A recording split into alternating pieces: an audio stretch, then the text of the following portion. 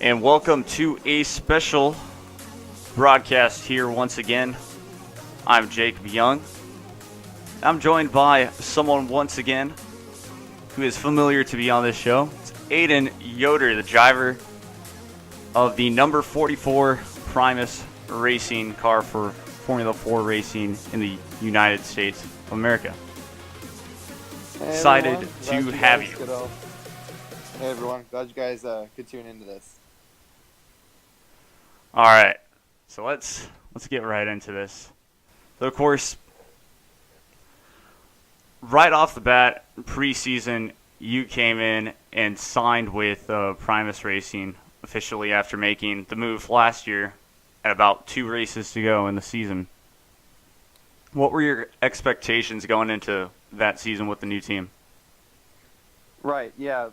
Signing with Primus was a big announcement for us because it was going to be my first full season in any form of car racing, and so I was very excited.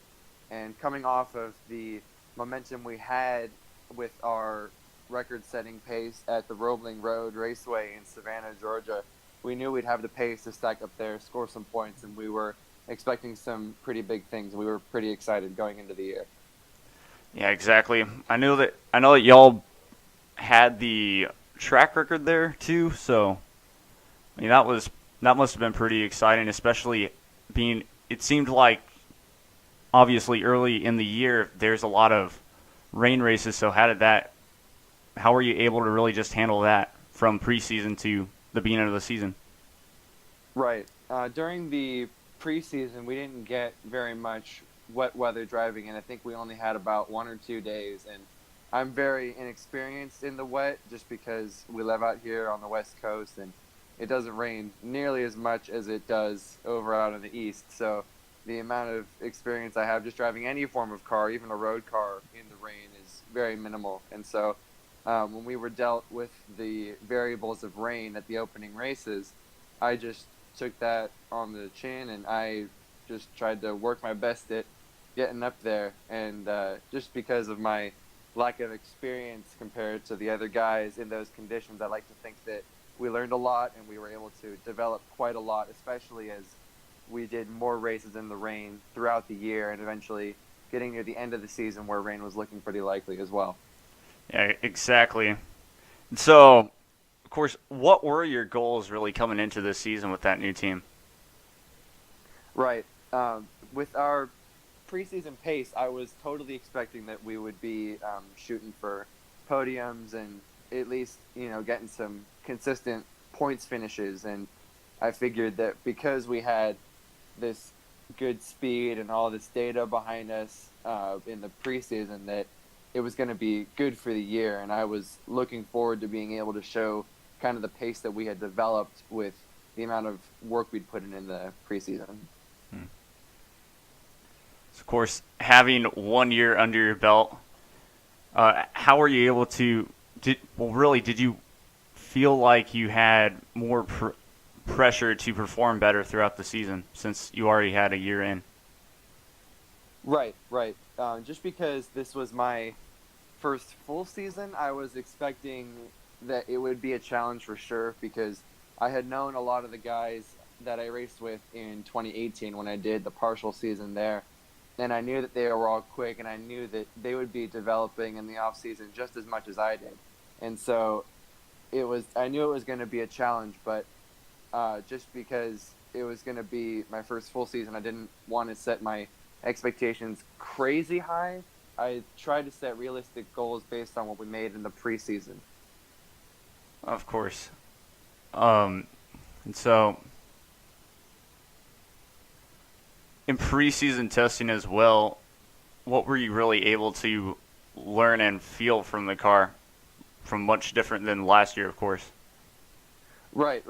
With the increase in practice and testing time that we put in the off season, I was just focused on getting more comfortable and being more consistent because we still refer to last year just because it was like my first time ever driving a car. Me and my dad still like to joke about it. It was like we were just kind of holding on and just trying to stay at the front. I didn't have any techniques necessarily built up on how to deal with different types of car control or race situations just because of our lack of experience. And so, um, in the off season, we were just focused on getting more seat time in the car, understanding the characteristics of it a bit more, kind of understanding what changes do what, and we put in a high amount of days where it was just go out for 2 laps, go as hard as you can, make a setup change, go back out for 2 laps, come back in, make another change, and just keep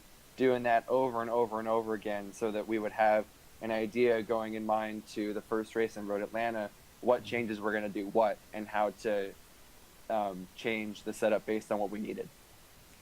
Yeah, and so I guess, yeah, we can get right into Road Atlanta. Of course, we all know that was one of the crazier weekends of this season for just due to the weather. And so how are you able to deal with that, having the least amount of practice probably all season at one of the, well, craziest racetracks as well? And then, of course, piling onto that, it was rain. They had to cancel, I believe, one of your practices. So how are you able to deal with that? Right, absolutely. I believe it was our qualifying that had gotten canceled, and so they set the grid for the first race based off of our combined practice times. But to just kind of go back to what you were saying about how we were approaching that weekend, knowing that there was going to be the rain variables, we didn't quite expect the rain to be as rough as it was. At the time, I had never really seen rain quite that heavy. Again, just because I don't really see much rain out on the West Coast. So it was a little bit tricky just to kind of get used to it. But we knew that I had speed going into Road Atlanta because we did the race there back in 2018 with F4, and I got a 12th place result in the final race of the weekend. And so we were looking to build more on that, just kind of with the way the circuit was going to flow, and with the preseason testing as well. We were kind of setting ourselves up in the direction that the Road Atlanta track was going to give us. Yeah, exactly. And then I think the next race, or close to it, after, of course, that Road Atlanta weekend, so you had a pretty successful weekend, in my opinion, for Road Atlanta, coming to VIR, and it was a bit tricky there. So talk us through, I guess, that weekend. In VIR, that was in the mid-season, or would you be referring to the pit race event? Yeah, that's right, the pit race. Yeah, my bad. Okay, yeah. In pit race, we were looking to build off of the momentum we created in Road Atlanta. Of course, scoring my first pole position in F4 and then leading several laps, that was a real confidence booster for me. And going into pit race, we knew the forecast was going to be wet as well. And so we used our data from Road Atlanta as a guide to help us out in pit race. I had never been to pit race before, so it was definitely a new variable for me. The team had also never run an F4 car there. So for the Primus Racing guys, it was a new experience for everyone on board, and we all had to just teach ourselves kind of a new way to approach a weekend like this, just having a lack of data for our cars. But with the start of the weekend, with it being wet, I just took the experience I had from Road Atlanta and tried to apply similar techniques and just getting more comfortable around a circuit I had never been to. Awesome. And so you go over there, and then fast forward. Now, I guess, let's talk about VIR. How were you able to just come out of VIR and say that you were able to concentrate on the following weeks as well? Because I know that you had some not necessarily amazing finishes, I believe, at that weekend as well. Yes, in VIR, our pace was looking good leading into it as well. The farther we got into the year, the more we learned just how valuable it was to have prior experience at certain racetracks, obviously, because I had been to VIR for the opening round of the championship last year. And so we came out of the weekend strong. We went into it, I think, being just around the top 10 quickest on the practice charts. And so that was looking very good as well. And we were looking very racy, making a lot of passes throughout the weekend, just reaching a new level of confidence that I didn't really know I had in myself around there. I think part of that is due to me just knowing kind of the ins and outs of that track, having been there the year before and knowing what works in certain corners and what doesn't.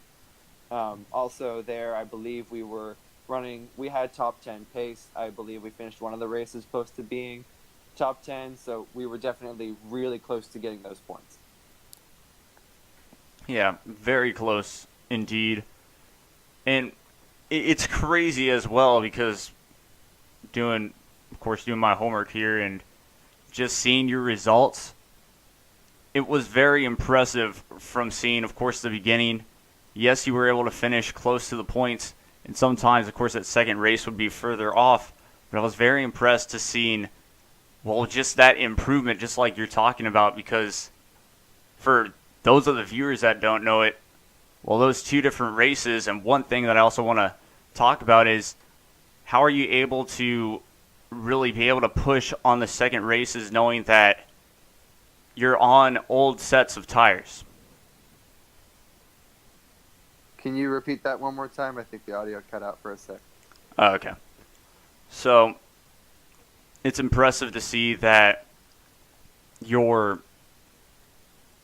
just the improvement that you were making throughout this whole season and seeing just the results coming in and better. How are you able to really just try and be even better on the second races knowing that you were on older tires because you only have a certain amount of sets?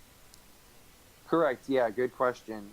For F4, you're allowed 2 sets of tires for qualifying, race 1, race 2, and race 3. So it's 4 different events that are all a half hour long, and you get 2 sets of tires to decide however you want to use throughout those events. The continuous theme that we've had throughout this year is just never giving up and developing as much as we can, both myself and Primus as a whole, learning how to deal with different variables we've never been dealt before. And more along the lines of just being particular to a weekend, we looked at what went on in the early races in the weekend, looked at data from practice and qualifying, and we continue to develop all the way until the final race of the weekend. And it's not like we hit a plateau right away. Early on, we get faster and faster and faster as the weekend goes on, always looking at what we can improve on, and just having that drive to keep going is really what continues to give us the speed that we need. Awesome. And then I guess now we can talk about your last 2 weekends basically the last 2 race weekends of the season, because those were, in my opinion, apparently, well, for sure Sebring, because I've raced there virtually, was pretty bad with the bumps. How are you able to just handle those bumps at both Sebring and Circuit of the Americas? Right. In Sebring, Sebring has always been one of my favorite tracks, if not possibly my favorite track. And as far as COTA goes, we didn't know that it was going to be that bumpy until we got there. We couldn't even really see it too well on the track walk. We kind of just had to get out and go and drive it. But the bumps, you just got to have trust in yourself, and you have to trust the car. When you continue to get more and more seat time, you're just more comfortable with how the car is able to handle, and just being able to trust it over those bumps, and knowing what you do with your hands and your feet is going to really shape if you go into the wall or not. Mm-hmm. And around Sebring, that's more of an issue, obviously, because it's more closed off. At Circuit of the Americas, it's fantastic with all the runoff you get.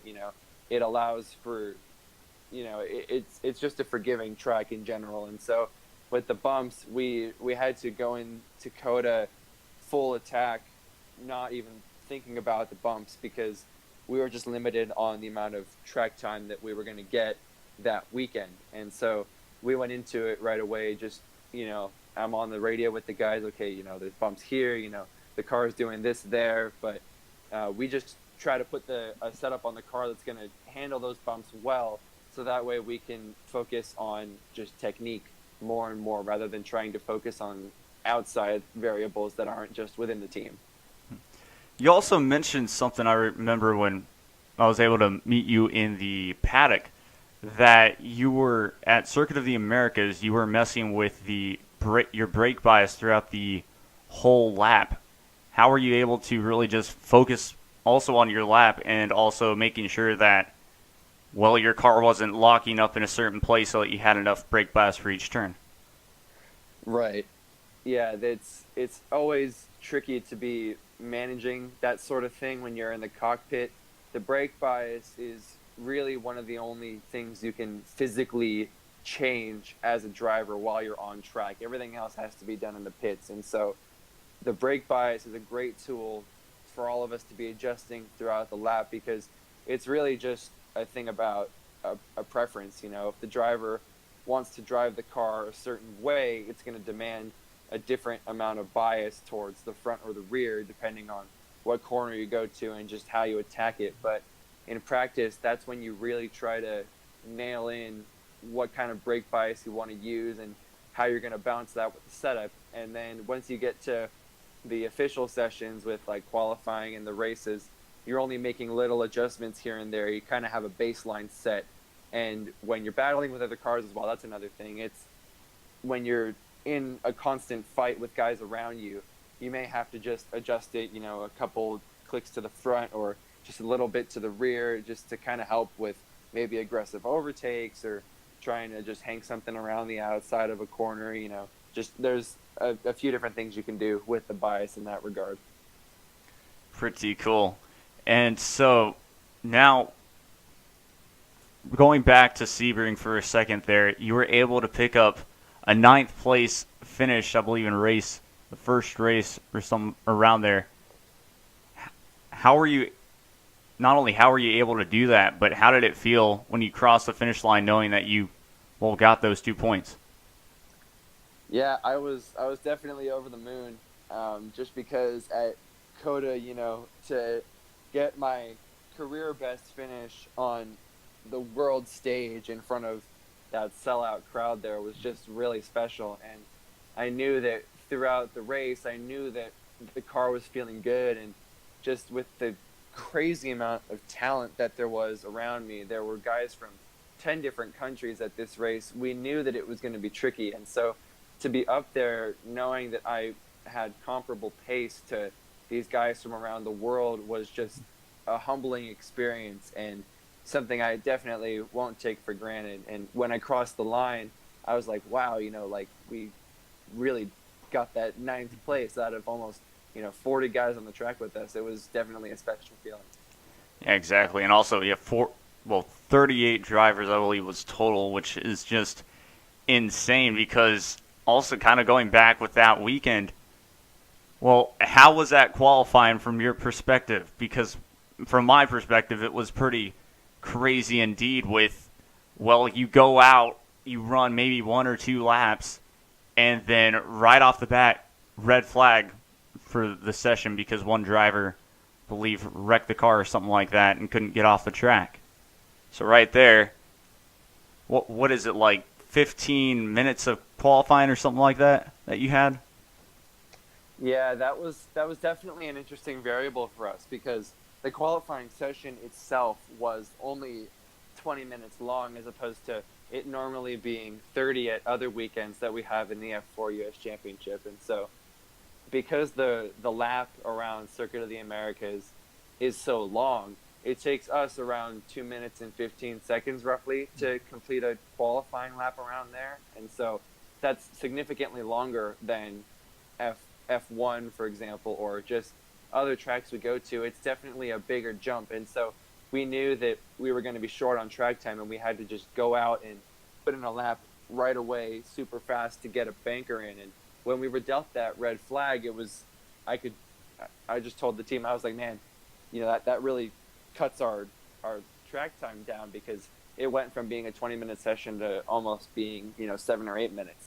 And so it was definitely a challenge. I'm on the radio with the guys, you know, it's like, okay, we got, how many more laps we got? You know, do I have time for another one? You know, all right, this is the last lap. And it was just intense every single lap. And we were gaining time every single lap after the red flag. And I knew that if we had just a little bit more, we probably could have qualified a little bit higher than we did. But where we ended up, I believe we were 16th in the qualifying run, and about a second and a half off the pole time. So I was definitely satisfied with that, given the lack of time and both the talent in the field. Yep. So the final race comes at Circuit of the Americas, and of course you were fighting the bumps throughout the whole weekend. And well, the first race had a lot of cautions, which, in my opinion, also helped you. And of course, the second race, it was the hottest day basically of that weekend. Do you think that had something to do with how the car performed? Right. When it gets really hot like that, it definitely changes the way the car feels on the surface, you know. And earlier in the practice sessions, it was not necessarily that hot. And so when you're dealt with a variable like that, it's definitely very common in F4 to experience something completely different on race day than you would in practice. And so you just have to learn how to roll with the punches and just keep going with it. And that's something that I know our Primus Racing team has, is just that sheer determination and drive to get things done 24/7 all the time, never giving up. And that is definitely what helped us score those points in the first race at Coda. Despite the heat, we were able to keep going and just, you know, make the most out of a tricky situation. Exactly. And so, well, you were able to finish kind of mid-pack in the season standings, about 27th position with Primus Racing. So, of course, pretty good season for you. What do you think your 2020 season will hold? Right. As far as this season goes, it was definitely not quite the results we wanted. We knew we had more pace than maybe we shown at times. I think 27th in the championship is definitely something that is not ideal, and it doesn't quite show the amount of pace that we had. And if you look at some of the results or like the live timing during the races and stuff, you'll see that all of the Primus guys are always gaining positions throughout the races, and we're always moving forward. And so it's just tricky when there's things that are going on that are out of your control, that you don't really have a say in, that make it difficult for you to get the finishes you feel like you deserve. For 2020, I can't really share any of my plans yet, but I know that in this off season I will continue to be growing with Primus, and we're going to be nailing down a lot more testing times and trying to get nitty gritty with things and putting everything together to make a great result for all of us. Awesome. And with this season over, what can you take away from it, from the positives and even the negatives? And what you would think that you would really have to work on more in that preseason testing with Primus? Right. Or off-season testing. Right. In the off-season, the big thing that I think we're trying to target is just putting a whole lap together consistently. Because if we look at the speed charts and we look at the sector times, you know, it's apparent across the board that I've got good sector times and I can do great things in every corner, and we show that on the data. It's just that one of my weak points is putting that all together for a qualifying lap and stringing every corner together to make just one beautiful lap all at once. And that's definitely going to be a thing that we're going to target in the off season, is just trying to do mock qualifying runs, getting that lap time down, and just trying to put a whole lap together rather than just being good in a couple spots. All right. And so, of course, let's see here. So now, of course, I'll ask this question, because it's always interesting with these Formula 4 drivers, because you all age from about 15 to close to 20, and so you're still in school. How are you able to manage that with having to be out of town and racing on a consistent basis? That's a great question, and I get get questions like that all the time, and the thing I always say is that, despite the fact that I'm in a public school, my teachers are usually very understanding and accepting of how hard it is on not just me, but also on my fellow classmates for me to be gone from the classroom. And so the main thing I try to do before I leave for a trip is just communicate with all my teachers and say, hey, I'm going to be gone from this day to this day. Is there any way I can get a jump on the lesson plan or get the homework in advance? And they're usually real nice about getting me homework ahead of time, and that way I can complete it usually before I leave. And so when I get to the racetrack, I'm typically not worrying about any of that homework, if that makes sense, because I would have gotten the week's worth of homework done the day before I left. And so it allows me to put my full focus towards racing, F4, and Primus, and just developing as a whole. All right. So, I know that you're a NASCAR fan too, and the Final Four, I think, is close to being set. Who do you think really is going to win Homestead for the championship? That's a tricky one. Yeah, I'm definitely a NASCAR fan. I do like to watch the races. It's always pretty exciting. As far as Homestead goes, man, it's gonna be a close one. I know that because Truex won the first race in Martinsville for the first race of the round of 8. He's had the time to develop a Homestead car these past 2 weeks, and so I strongly think that he's going to be the favorite going into Homestead. All right, yeah, we got Kevin Harvick, Martin Truex, Denny Hamlin, I believe, is in, and I do not know who made it on points here, as I'm trying to figure that out. I think it was... Well, wait, yeah, I probably agree with you. Although, of course, my favorite driver is Kevin Harvick, so I'm hoping that he'll win. But most likely it'll be a Joe Gibbs car, as almost always. But it should be a fun one. And a couple of weeks now? I think they'll take this next week off, or they'll finish it off maybe this week.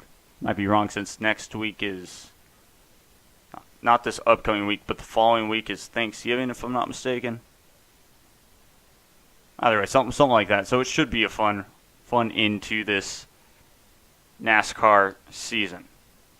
So for sure, yeah, it'll be a close finish, definitely. I think it's, especially because they've got all the top 3 series racing there, it's going to be a great one for the fans in the sport. All right. And before we let you go here, where can the listeners and viewers find you? Yeah, so I'm on every social media platform at Aidan Yoder Racing. It's just AIDANYODER, just the one R, then racing after that. And that's on Instagram, Facebook, Twitter.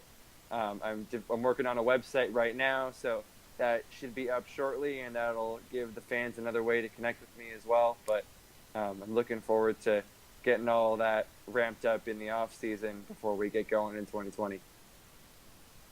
All right. Any sponsors that you'd like to give a shout out to? Anyone that you'd like to thank?